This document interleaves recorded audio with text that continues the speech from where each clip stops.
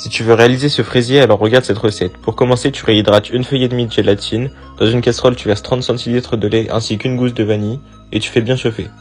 Dans un saladier, tu casses 3 jaunes d'œufs et tu ajoutes 60 g de sucre, tu blanchis le tout et tu ajoutes 30 g de maïzena. Tu mélanges à nouveau, tu viens verser une partie de ton lait sur ton mélange et tu remets le tout sur le feu jusqu'à épaississement. Une fois épaissi, tu rajoutes 30 g de beurre, tes feuilles de gélatine, tu mets dans un saladier, tu filmes au contact et tu mets au frigo jusqu'à refroidissement. Ensuite, tu sépares les jaunes de tes blancs de 5 œufs, tu rajoutes 125 g de sucre sur tes jaunes avec 75 g de farine, tu mélanges bien et tu viens mettre tes blancs avec ton mélange délicatement.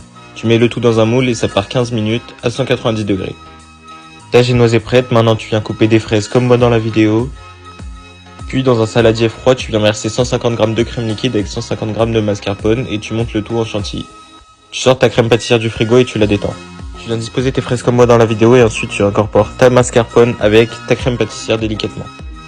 Tu mets le tout dans une poche à douille, tu viens mettre ton biscuit avec tes fraises et ensuite tu mets ta crème. Tu rajoutes des fraises au milieu et tu répètes l'opération une deuxième fois. Tu mets maintenant au frigo pendant 1 heure.